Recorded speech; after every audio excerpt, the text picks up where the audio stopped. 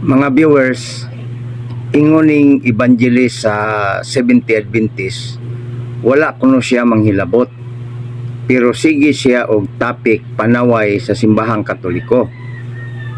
Parihaan ni atong paminawon, ato ning tubagon mga ka-viewers. Dili sa ingon nga nanghilabot ta kapundok sa simbahang Katoliko, ato lang gyud isulti ang kabaturan kung unsa ang pulong sa Ginoo.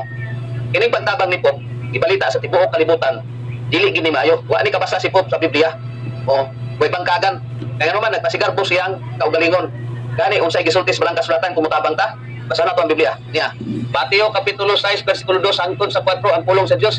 Usa kun mohatag kamo og ginabang, ayaw ninyo kini ipasigarbo sama sa gibuhat sa uban na nagpakaron ingnon lang diha sa mga sinagoga o sa mga dalan. Gibuhat nila kana aron daygon sila sa mga tao.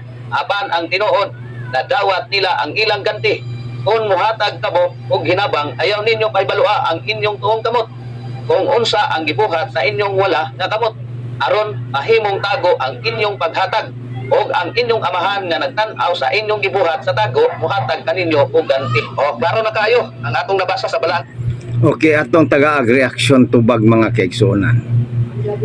Sakto ang imong gibasa diha sa Biblia. Unya imo dayong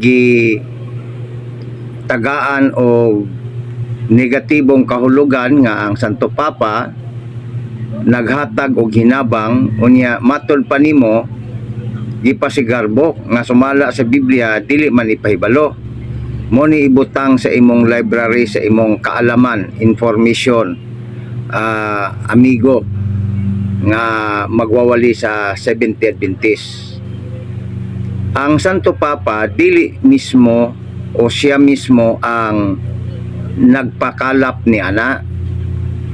Ang simbahan mutabang siya sa tibuok tao nga iyang tabangan, pero dili kalikayan nga kana mabaniog jud sa publiko, og ang mga gitawag tigbalita ni ana sila mo'y mapakalap. Dili tungod kay gisugo sa Santo Papa aron magpagarbo, aron magpasiatab nga nitabang.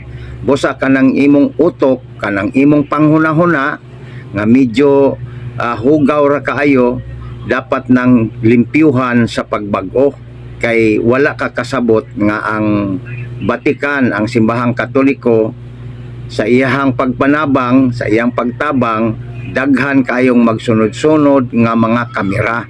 Mao nang mabulgar yun na, bisag dili pamingon ang Santo Papa nga nitabang ko.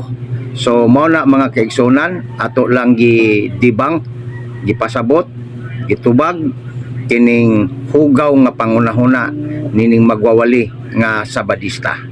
Daghang salamat ug maayong adlaw na tanan. Paki-share na rin mga kaigsunan.